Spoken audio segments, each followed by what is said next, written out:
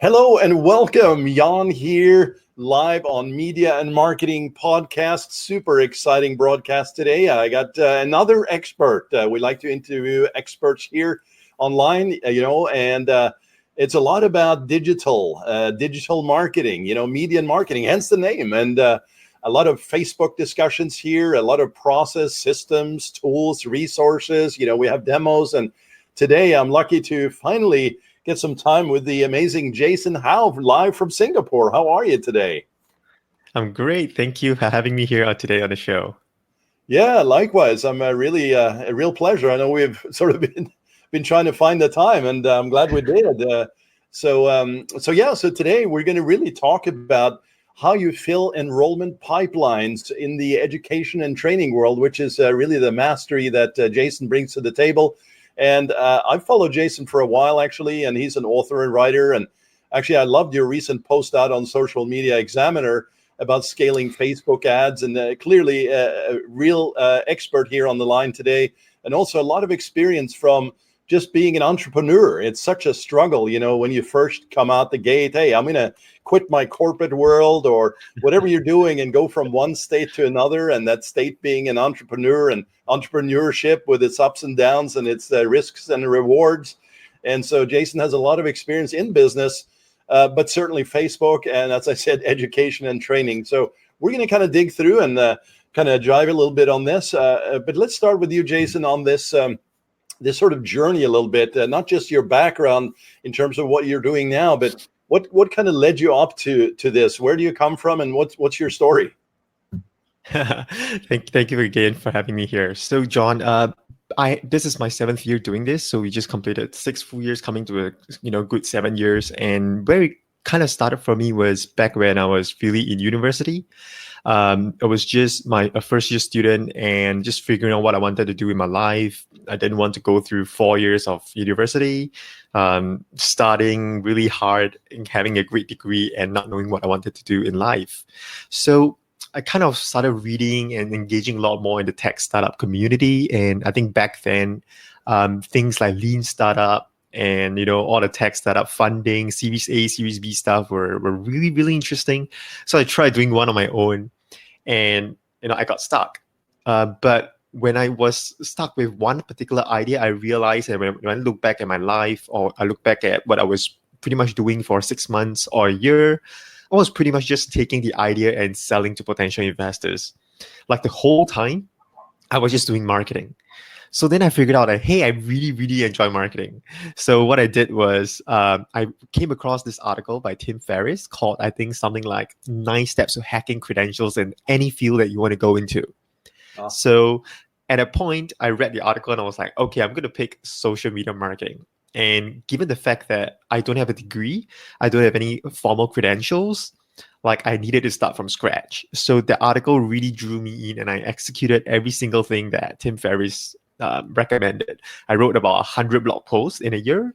I went out to networking sessions and found people, and I found my first clients in that way. My article got the attention of people, like the founder of Agora Pulse, Emmerich, who introduced me to Espresso, Post Planner, and Mari Smith, John Loomer, and the whole world. And that was really how my career started. I landed my first clients because they read the articles that I wrote for Agora Pulse and things like that. So it was crazy. Oh, that's interesting. Yeah, that's great. So a lot of writing. And did you have any writing experience, or was it just sort of thoughts and trying to streamline all the madness into kind of Jason Howe world and forward? Yeah, so I had no prior blog article or journalism writing skills. It was purely just writing in terms of my opinion. But I have a data or math side to me. So I like doing math. I like numbers. So I wrote a lot about technical side of Facebook. And that's why it caught an eye of Emmerich and a couple of other people, because very few people would go down to really investigating the numbers and figuring out what those numbers actually mean. And back then, Facebook reach is different from the Facebook reach you see in Facebook ads today. It's very different in terms of the measurement. It's different in terms of the meaning and things like that. So I think a lot of us are trying to figure out what those metrics actually meant. And I think those articles that I wrote early on really, really helped gain some attention.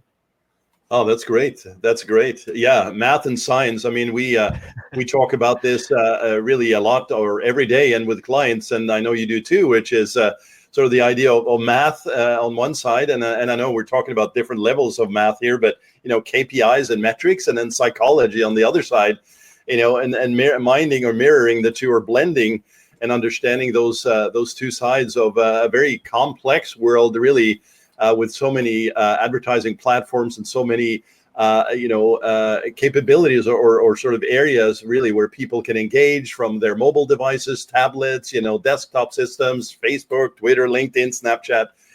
It gets complex, but really at the end of the day, I know you and I agree that math and psychology has to be sort of at the core. But that's great to understand that you actually wrote that many articles. Now, one quick question before we move forward.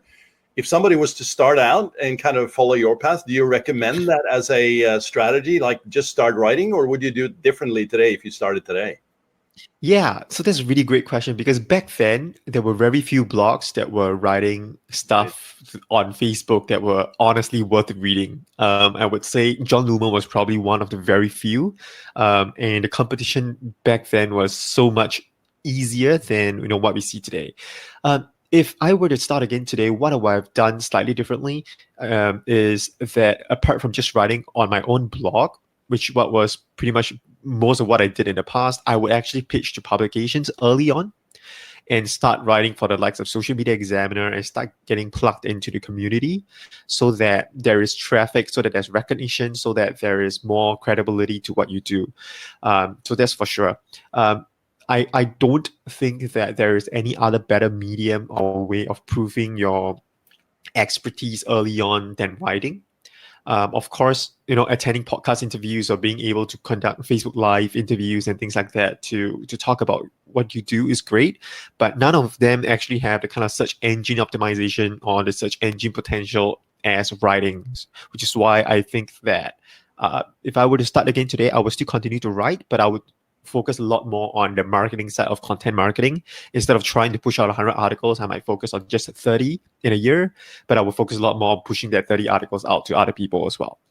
Yeah, exactly. So outreach in a general sense, but also very specifically to certain media or certain locations or certain sort of authority destinations that you want to be seen on. Exactly. Yeah. Yeah. That's awesome. Yeah. So, hey, big tip, guys and gals, writing. And of course, writing helps to position you as a writer for ads, for landing pages, for content, for email, all the things that we do in marketing. So it's not just, throwing out content for sake of content, but, learning the craft and writing every day if you can, no matter what it is. So that's a great tip. Now, as you moved forward, then you started getting sort of notoriety, and you started getting these, seeing these sort of destinations, authority destinations. What led you to the field that you're in now, in terms of, we talk a lot about niching and how important that is. Was there something with your background that tied you to education and training? I think there were kind of two. One was kind of luck, because in 2016 or early 2016, my business kind of ran into some trouble where I was unable to retain clients and I had no way of generating leads for myself. So I reached out to a friend called Dennis Yu, and Dennis and I talked. And Dennis at that point in time was also at a point where he had a lot of clients, but there was no operations or systems in his team to fully fulfill those clients. A lot of these clients were actually your Forbes, 500 brands and your Inc. 5,000 brands and large brands that people recognized. So so at a point, it was opportunistic for me to say, oh yeah, let me come in and help you, our lead teams, and I'll help you build your SOPs. And we worked together for a year, and he put me on all of the education and finance brands that I was working with. And that was great. It was a great experience. And in that year, I kind of fell in love with education brands, what they were doing. I found that it was really meaningful. It was definitely way more meaningful than trying to sell a bunch of clothes and things like that. No offense to those who are doing e-commerce, but to me, it just felt like, it was a meaningful kind of work that I was doing. At the end of the day, these are not just numbers that I'm driving, but there's meaning to those numbers that I'm driving. So this is basically the first one. And the second one, I guess, is really kind of what I mentioned earlier regarding the meaning, because when I left the company and left the partnership eventually and thought about what I want to do in the future, I asked myself, what niche do I really want to go into? And I tried a lot of different things, healthcare. Uh, I did a lot of online courses and things like that, but fundamentally, it all came back down to education. We do online courses as well, but those online courses are also tied into education. We do motivational speech events, things like that as well, but those are also, at the end of the day, tied back into education. So as long as there's an education angle to it, it is something that we do. That's why we try to be a little broader in that sense. But the fundamental bottom line is education for us. That's very cool. Yeah, and Dennis, he's a friend also. Dennis and I have been on stages together. He's a great guy and good to know. And I actually didn't know about the Blitzmetrics connection. So that's great. That's great. Yeah, and also when we talk about education, it's fairly broad, but I know you're dealing with schools and universities. It falls under the same umbrella. Yeah, exactly. So most of our clients are actually higher ed educations. Higher ed institutions. We work with a couple of career schools as well. We also work with some online courses and things like that. But yeah, the main bread and butter for us is still the higher ed institutions that we work with right now. Yeah, I see. Great. And ultimately, as you exited the partnership there, is that when your current site got established? Let me see here if I can open this up. This is agencyj.co, guys and gals. If you're seeing this live, if you're listening, agencyj.co, we'll find out more information about this. But is that what came out of that? So this website only came out slightly later on, just because in 2017, it was a little bit of a transition year for me. I had basically scaled back on my activity and thought about what I wanted to do in life. So when I mentioned, really wanting to do education and things like that, it wasn't something that instinctively happened for me. I did have spend some time thinking to myself what I want to do in life and things like that before, everything came together for me. I see. Yeah, and I know you had mentioned before we jumped on this site is changing here in the next few weeks or month. So I'm excited to see that as well. Now, what we're going to talk about next is interesting because, as I said, understanding customer journeys. We talk about this all day long when we're in discussions with clients. But as it comes to entrepreneurs and folks who want to start up their business, maybe they're early stage or maybe they have struggled, frankly, which most entrepreneurs do. Out the gate certainly, but also along the way. That's why mentorships and training programs, courses, all these things, networking events, all this stuff that you do to kind of get to the next level is certainly very important. But what would you recommend are the things that you would do to use Facebook in this example to, perhaps you can even use some examples of how you do this now when you start reaching out or developing programs for clients to really start filling the pipelines. You probably have a system and a process for doing that. If you could take us through it.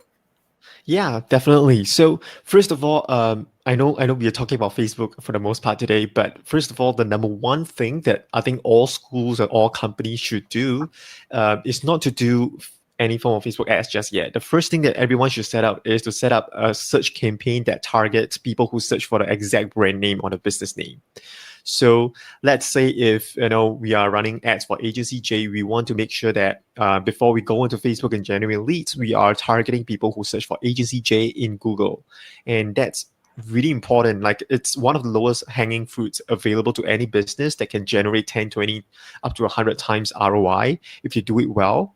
And I know a lot of good brands out there who are, really, really established, but even so, they sometimes lose out on traffic because of the fact that their search engine result is not the first, and they don't beat on their own search term as well. While competitors find sneaky ways to come into the play, so they end up losing the traffic and sending these people to affiliate links or sending these people to competitors instead of bringing them directly to the website when those people are already searching for them. So the number one thing I highly recommend everyone to do, whether you're doing education or not, is definitely to bid on your name, just so that you appear in number one of the search term whenever someone looks for you and has the potential or intention to want to sign up for your program. I see. And a Yeah. quick question on that, is that primarily Google, or is it Google Bing and Google Display, or is it YouTube, or is it just really search, Google? It's purely search for us. Yeah, so Okay. we are seeing a little bit of traction with YouTube, and we know that there are people actually searching terms on YouTube. But usually, what happens on YouTube is when someone searches for something on YouTube, is usually to find out how to do something. Yeah. So the search intent is still slightly different as compared to searching directly for a brand, which is what we usually do on Google or Bing. So, if Bing is huge for you, or if you have the budget to go into Bing, I definitely recommend you guys to go into Bing. For small businesses, I think they can just spend anywhere between $100 to $300 a month on Google search on their brand keywords, and they might not even expand the budget. If they're slightly bigger, I of course recommend doing it a little bit more. So we help one of the largest training organizations in the world to do this right now, and we realized they have never bid on their branded keywords before.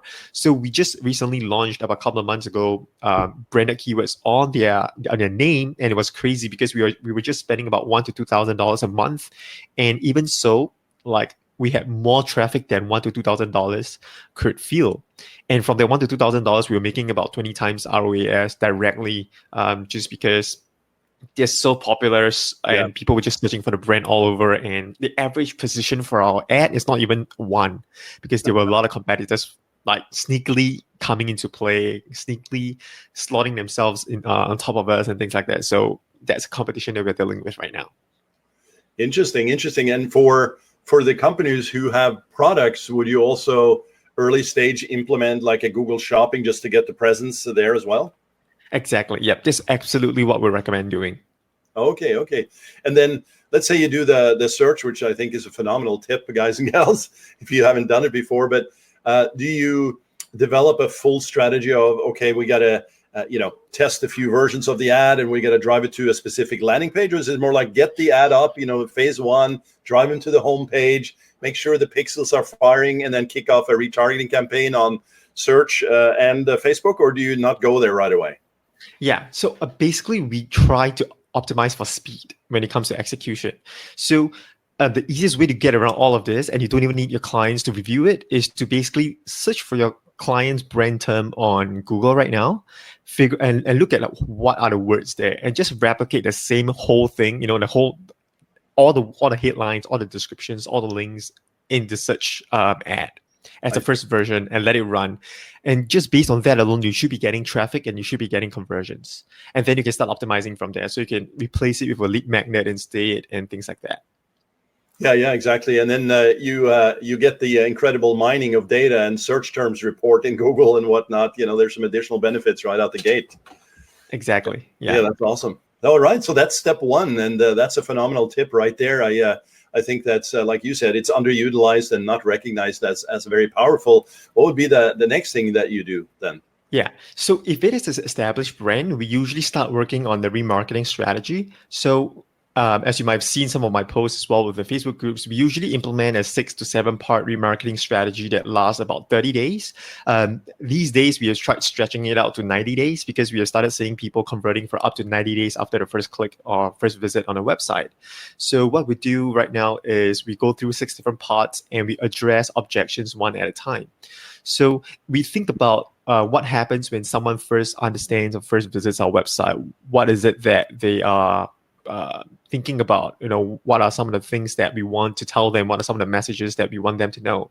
So usually it has to do with authority. So in the first 3 days, we might show them and talk to them some results on how many people we have trained, how many people have graduated, what the results are, job placement rates, salaries, things like that, just to position ourselves as like a great brand or great institution for them to enroll into. Yeah. So that's 3 days, right? And the next 3 days could be kind of like a short testimonial from a student, just to, get them engaged and build that bond with them, so that, hey, like, I kind of know an alumni, I kind of know what your school is about and things like that.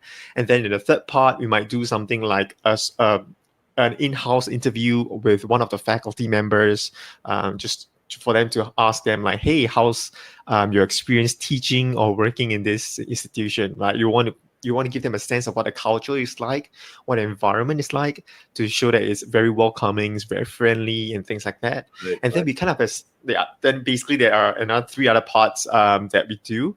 The last part is usually what is the most interesting, because if we send someone through 5 different parts of our retargeting strategy, each between 3 days to a week, and it doesn't work, we usually ask them at the end of the whole sequence and give them a scenario where they are kind of at a crossroad and they can decide to go one way or the other. Which way would they take? And we usually get conversions from it as well. So it's pretty interesting for us to see that happening.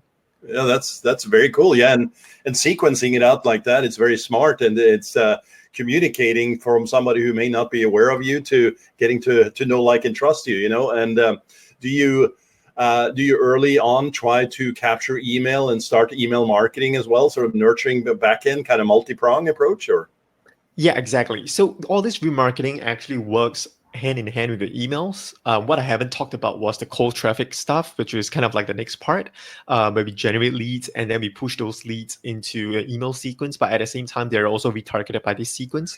But for these sequences, we actually retarget people who are on the website. So basically it works hand in hand together. And is I mean, I realize each business they're at a different stage in their life cycle.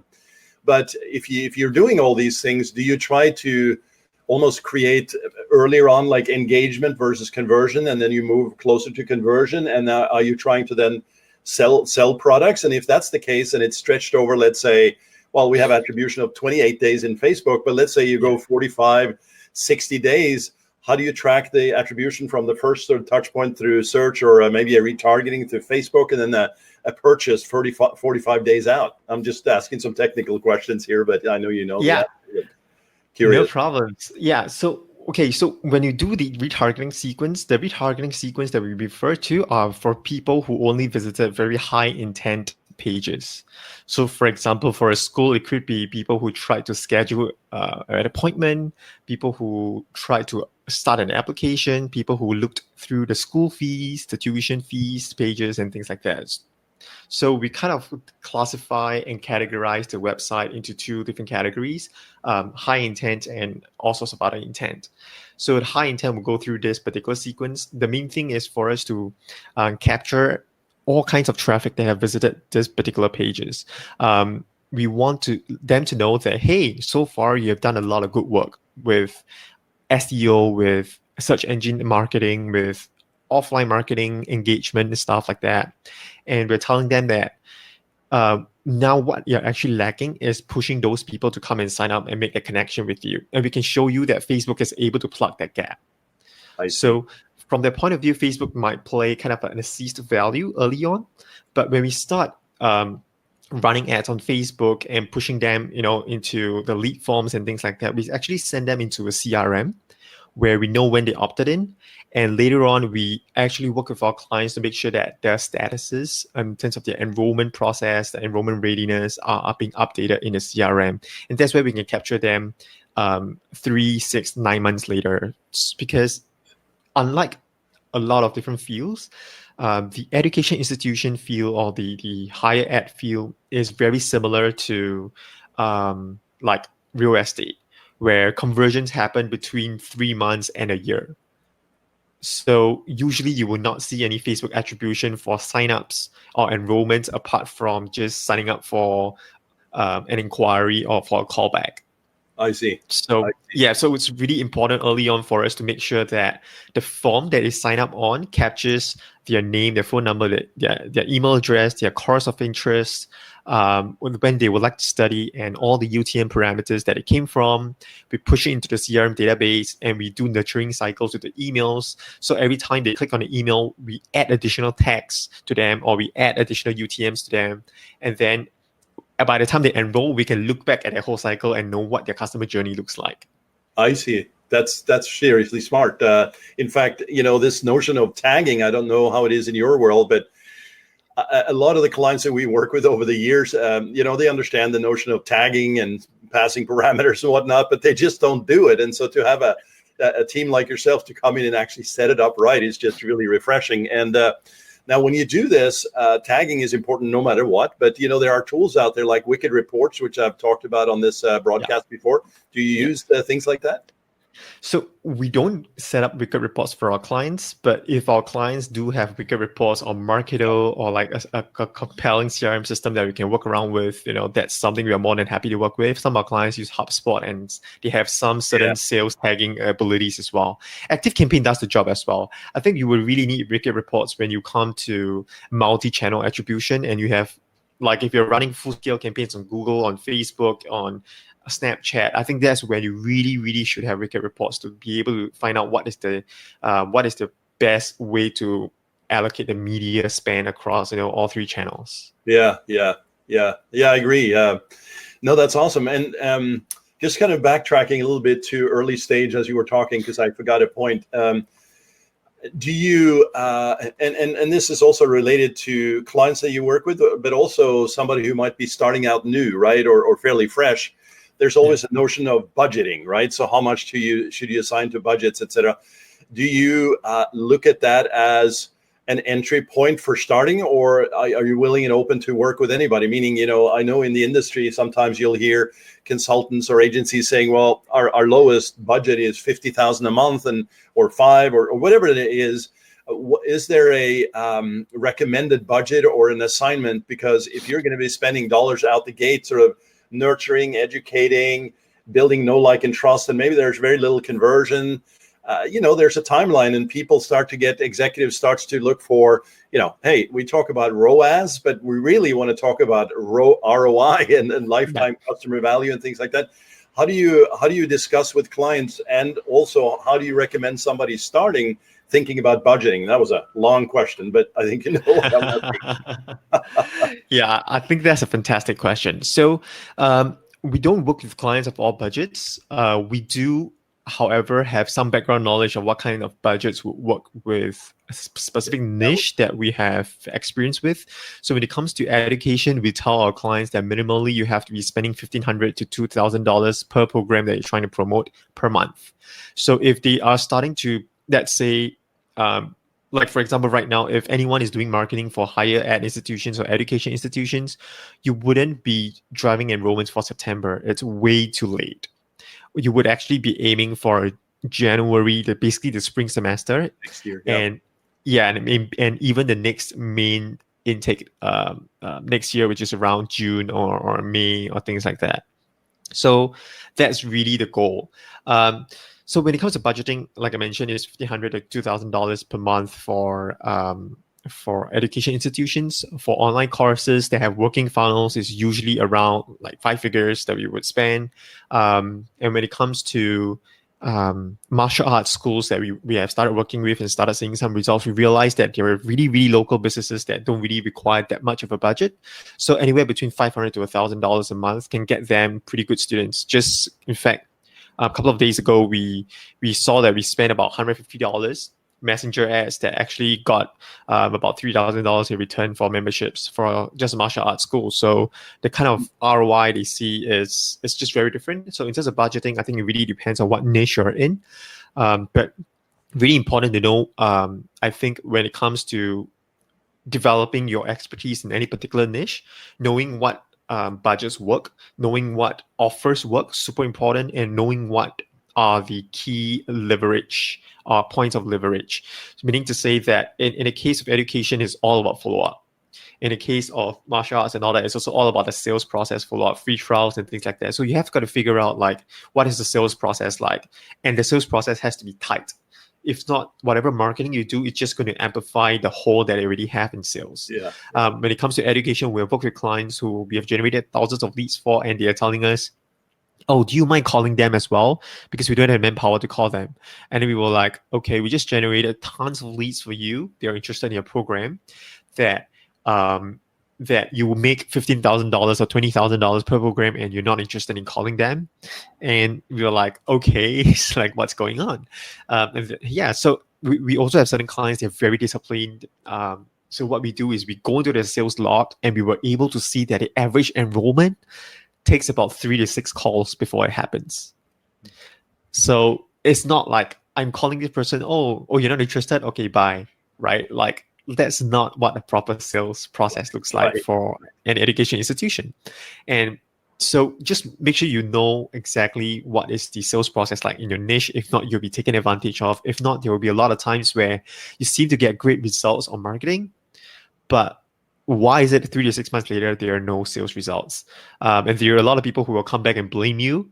Oh, the quality of leads suck, and like they expect hot leads. And it's entirely possible to produce hot leads, right? It's just that the costing and everything will be different. The way we approach it will be very different. So after generating cold leads, we will actually do emails, appointment setting, and all those things for them. And then we'll even do like remarketing on Google and all that stuff to make sure the leads are hot or hotter. But at the end of the day, even when you send a hot lead to them, they could still screw it up and tell you that. Yeah, exactly. Yeah. That's strong. That's such a great point right there. And business owners alike, I mean, whether you're new or more seasoned, sort of forget or kind of conveniently forget, I should say. Yeah, there's a sales process. We have a similar client generating a lot of leads right now, and I spent a month just trying to figure out how their sales process works, and I think we're dialing it in. But if you ask somebody, hey, we can generate a lead for $100 CPL, or we can generate it for a $10 CPL. Of course, you're going to choose $10, right? But if we tell them it's going to be lower quality, you will still take the $10 CPL, right? And so that's, I think, just a human nature of sorts. But, that's just some of the things that we see. But let me just kind of summarize what we have so far. So step number 1 is the retargeting and search and branding and going after that and start to build out the process that you described.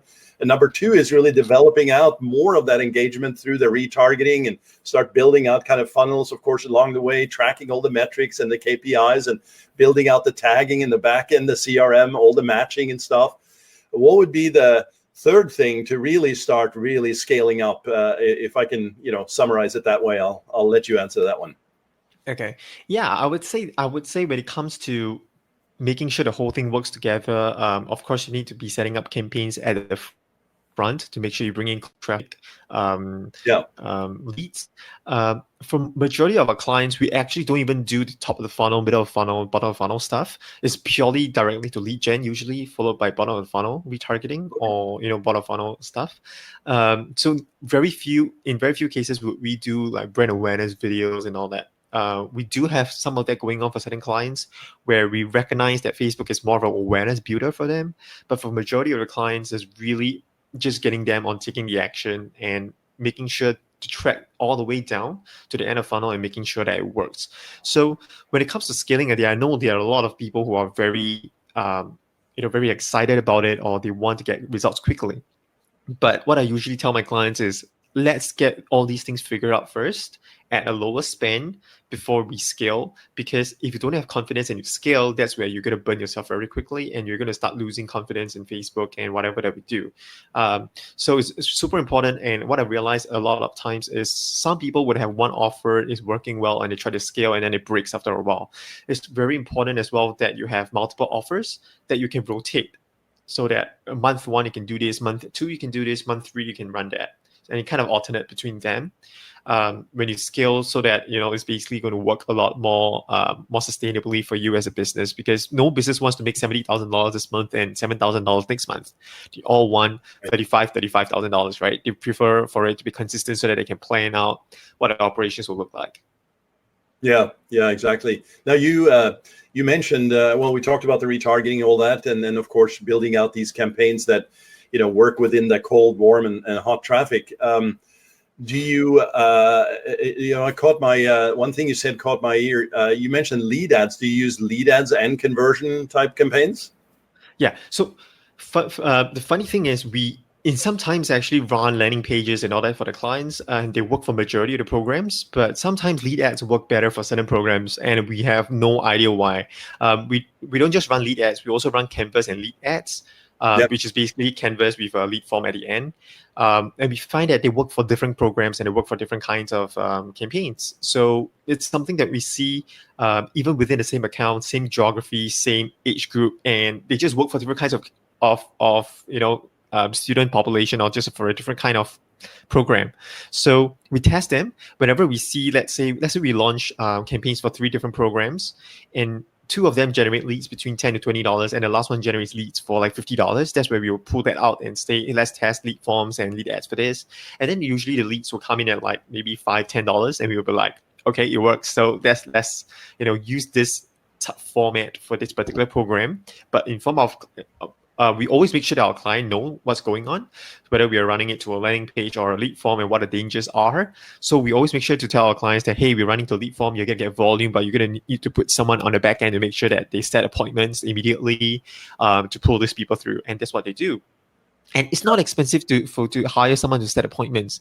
Like you could hire someone on Upwork, pay them $7 to $10 an hour, 1 hour a day or 2 hours a day for 30 days. That's probably going to work out to be $300 to $500 a month, and that would be able to help you make sure that all of the contacts are contactable, right? All of the leads are contactable, which is what all of us want. So just by doing that, it would really, really help to increase your lead quality, and especially if your clients are spending $3,000, $5,000, $10,000, $15,000 a month, like $300 to $500 is honestly not much. Yeah. And actually, Jason, I'm really excited about this because we work also with local businesses, and setting up lead ads and testing it, like you said, and also with conversion ads, conversion campaigns, I should say. Obviously, anything you do with testing that's smartly sort of applied is important, but the ability for getting, like what you said earlier was such key. It's basically this. Yes, you want quality leads. Yes, if it costs more, yeah, we'll take it, right? At least with a mature business owner that understands this and has systems and processes developed around this. But if it's early stage, and you as a consultant, maybe, and not necessarily you, but you, the person listening, watching as a consultant, you can bring in leads fast with lead ads, and you can hook them up to their CRM. Like we have one right now with Active Campaign. We're using Zapier to push it out to Google Docs, and they make quick comments. We also do SMS straight to their phone, so the team has that. And then you develop a process around that. Pretty amazing what you can do. And then you wrap an offer around that that's really strong, not a stupid offer, I'll just call it, but it's something real and that they want. That in itself can actually be a very profitable way to scale up quickly. And when I say scale up, meaning start out the gate quickly and then build from that, and then capture all those KPIs and start learning from it and building it out to more, perhaps, I should say, more involved sort of conversion campaigns and landing pages and copy and, email capture and things like that. Do you agree with that thinking? Yeah, exactly. I think that's so right now we work with clients who, after working with 3 to 5 programs, they tell us, Jason, I want you to manage all 13, 20 different programs that we do. And it's crazy because it's a lot of work, and we tell them that some of the programs target the same demographic, the same group of people, and it might not work that well. So we tell them, you know what, let's not create landing pages for these people and incur unnecessary costs on your end. Let's just test them with lead ads. And if they work well, we'll create landing pages for them and we'll run them as per one of our, current programs. And then that way we were able to save a lot of money, not just for ourselves, but also for our clients, because they were able to save money on programs that basically aren't attractive, and be able to drop those from their program list. And I told them that, hey, if there is clearly no demand, there is no need for you to keep sustaining the program and keep it running and trying and struggle to fill out the minimum number of students you need for a class. You can drop the program and focus on the others and grow those as well. Yeah. And do you find that, when you were out there talking to different clients that we talked about the budgeting, and some of the sort of lower limits, and of course, the sky's the limit on that, but you as an agency, you have your fees. Do you typically have a baseline plus performance, or is it a hybrid model? I don't want you to reveal your pricing, but what's your general approach, and what do clients sort of feel about that? Yeah, so we have so with education clients, we have a typical retainer, just a typical retainer, because their budgets don't vary that much. They're not like some of online courses of financial institutions clients where they're spending $100,000 a month, for example. So the way we manage those spend of just for education clients is purely retainer. Whenever possible, just do retainers. Straightforward, keep it clean and keep it easy. With clients, they're scaling all the time, doing $10, $20, $30, and $1,000 a month at least, and upwards, we do a retainer that switches over to a percentage fee once we cross certain milestones. So above $20,000, for example, we change to a percentage fee, or no, above $30,000, it becomes a percentage. Yeah, it's a percentage. Yeah. And just because we've covered a lot of topics here, I'm going to get back to the Facebook thing in a moment. But as an agency, do you is there certain clients you absolutely don't want? I mean, because clearly there's the idea that you might have a client that has money, but it's just not a fit. Like, how do you determine that? Is there a niche or is it a category that you say, well, we just don't deal in real estate, or we just don't do this, or is it everything looked at sort of through your eyes about, is it really a fit for us and can we produce results? Yeah, I think that's fundamentally the underlying factor. We would ask ourselves, hey, do we have confidence in doing this? And is this something that we're willing to try out? So in certain cases, like for example, when we started working in martial arts schools a couple of months ago, we asked ourselves internally whether that is something we are willing to take time to learn. Because what we do with our clients usually at the start, if there's something completely new, is we charge a lower fee, and then we tell ourselves that, hey, we are going to reinvest all the money we make from this client to learning how it works. So we might pay an expert for a consultation to look at the campaigns, to give us advice so that we can learn more quickly, and then we build out the processes in-house. I can't speak to the industries that we don't work with because there are dozens of industries that we don't actually work with. It would probably take half an hour for us to search that out. Yeah, but fundamentally, apart from just being comfortable and having confidence in the niche, we also look to our clients to see if they are willing to, or whether they have a proper sales system in place. So if sales is not the issue, I think it speaks well, because then traffic is the issue. We can easily solve it. If traffic is not the only issue and sales is also the issue, they must, be willing to put the work down, the money down, the resources down to fix it. Or if not, then, that's probably not going to work out for us. And we say, sorry, it would just end up being really frustrating for you, because you're going to have 100 people coming in, 10 potential clients, but because of the sales issues, you're going to only close one. Yeah. And you're going to have issues because you're not going to be able to chase back the 9 people once you have lost them. And the last one is we also try not to work with anyone who is like a know-it-all. I've spoken to some agency owners as well as business owners who say, oh yeah, I know this, I've gone through all these courses. Yeah, I'm really, really advanced and I know all this, I just don't want to do it. And can you do it for me? And things like that. So we stay away from those, because we find that usually after working together, they start meddling in our affairs. Even when you get them good results, like they just keep wanting better and better and better and things like that. So so that's fundamentally what we go for, and we try to step away from clients with huge egos, basically. Oh, this is great information. I mean, we've gone through so much here in about 45 minutes. Just to close out the sort of the Facebook trail, as we're trying to talk through that, one of the critical things, of course, through anything that you do online, is certainly through we started out with the retargeting, the brand search, Google, Bing, etc., and then into Facebook, retargeting, all of that, is how you track and report to, your internal team so that you're on target, and also create milestones and targets around that for the client. And then maybe it's a daily report, maybe it's a weekly update, maybe it's a Slack channel pushes, etc., etc. Is there a preferred way that I don't necessarily... I mean, you can feel free to talk about your way, but is there a way in the industry that you've seen that here's a great way that customers, clients, people you work with tend to prefer to get this data?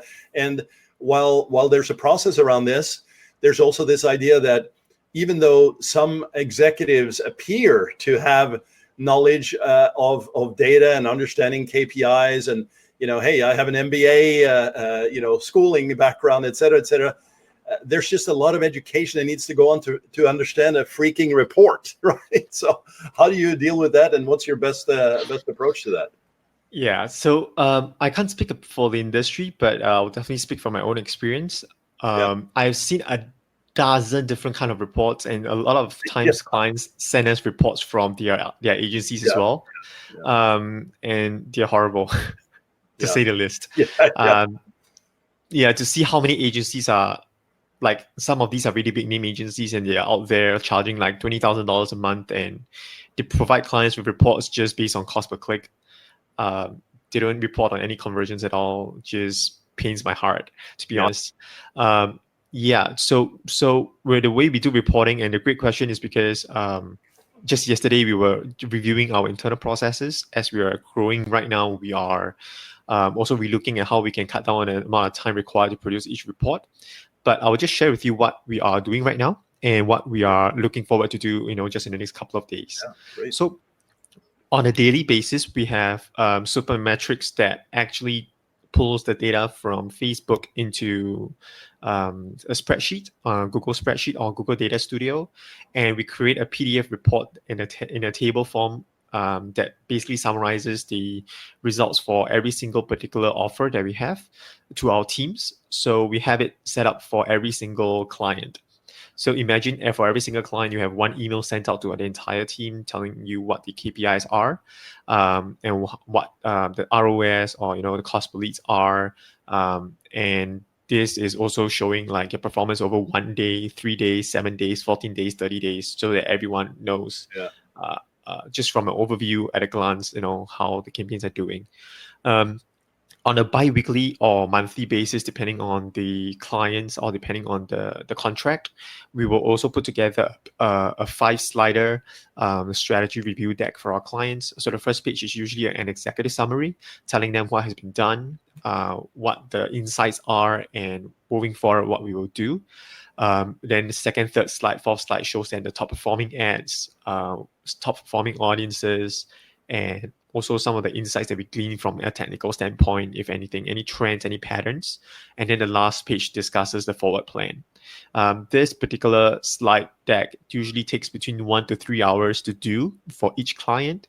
And as you know, so far I've been doing it all on my own because I've been doing all of the client meetings on my own. And it's been a huge time sucker. So what we are really looking to do right now is we are looking into 2 tools this weekend, Suido and Agency Analytics, not affiliate plugs, by the way. I'm basically going to look into these 2 different platforms this weekend to figure out if there is a way of automating majority of the report so that I can only focus on developing the executive summary or just the forward plan, for discussion. And also, in the future, because we're also hiring more account managers. Right now we have only one. And in the future, we want to standardize the report so that every account manager can produce their own reports, and make sure that, they can communicate that with the clients as well. That's what we are working on. That's great. We use Swido or Suido. Okay. Been using it for almost a year and a half. It's great. Nice. Yeah. Got a lot of experience with that. Okay. Well, you know what? This is awesome. In fact, I'm bringing up the Agency J screen here. I just wanted to ask you before we get into finding a little bit more about how we can reach you or folks can reach you.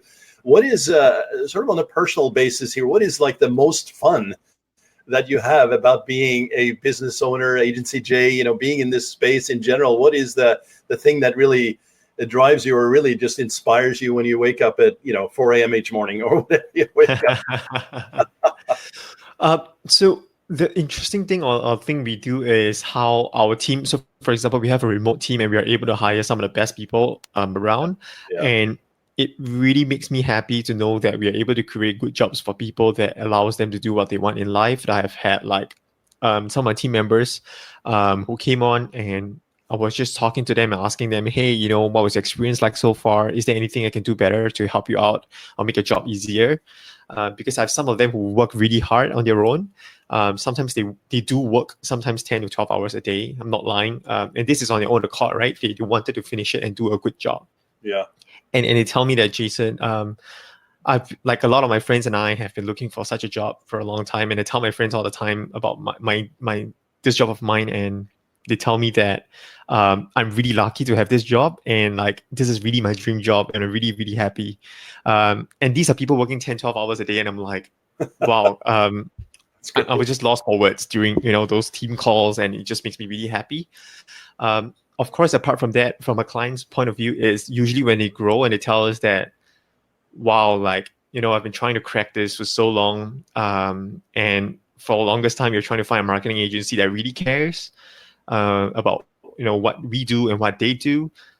Someone who we don't need to look over the shoulder or try to ping them 3 days for 3 days just to get a reply, and they say that it's just very refreshing for them to work with someone like that who actually doesn't just care about a retainer but really cares about getting results and ROI for them.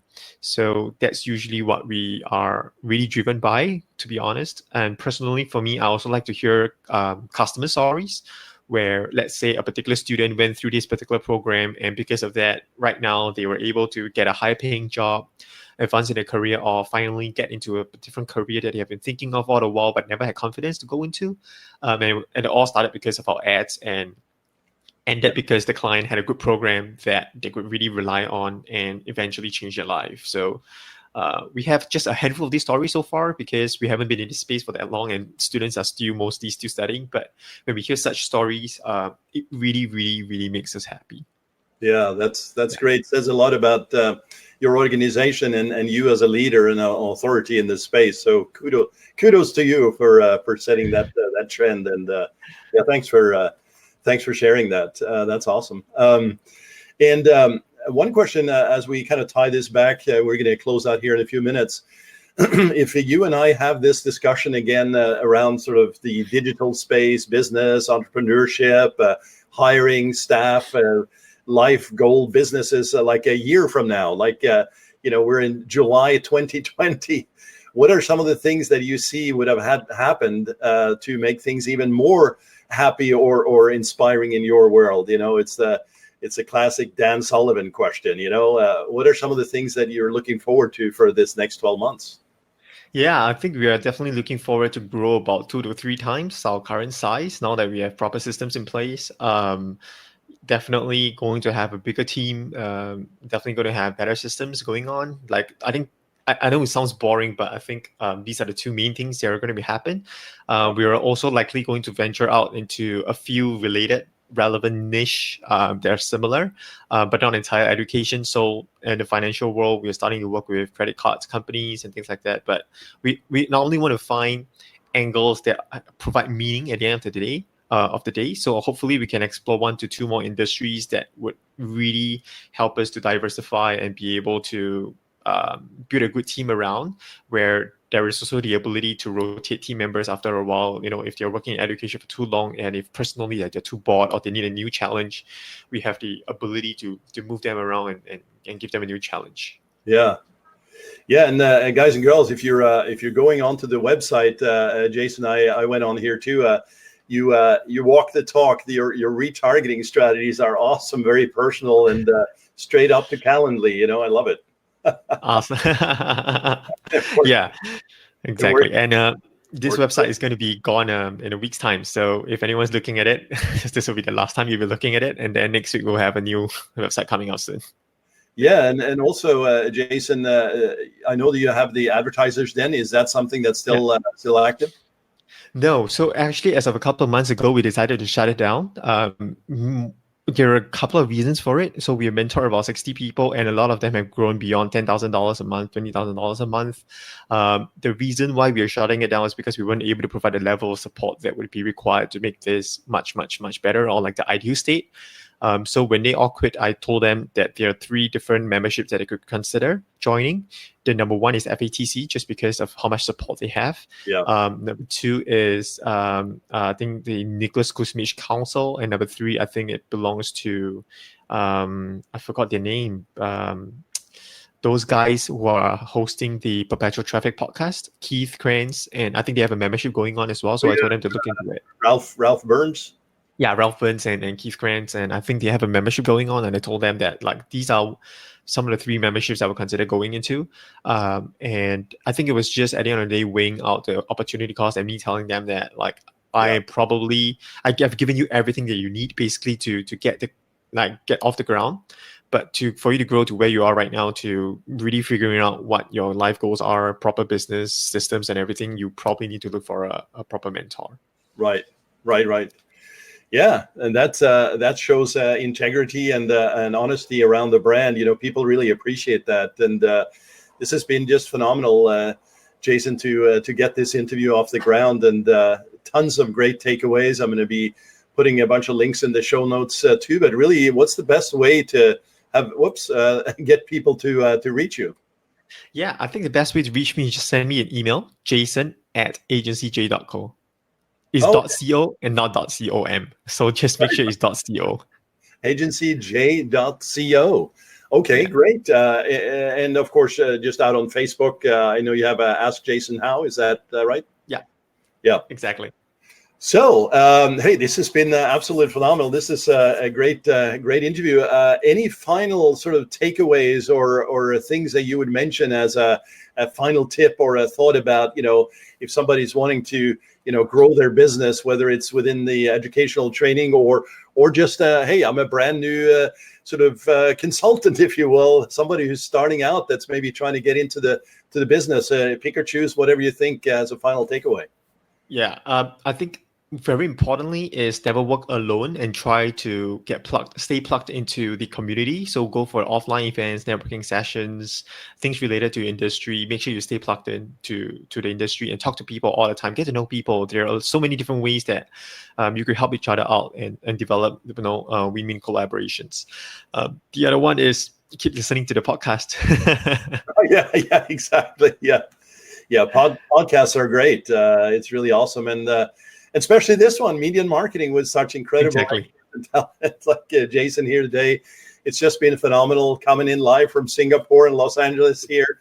I really appreciate your time, and I'm going to end this broadcast, and we'll see you in the next one. Bye-bye. Take care. All right. See you.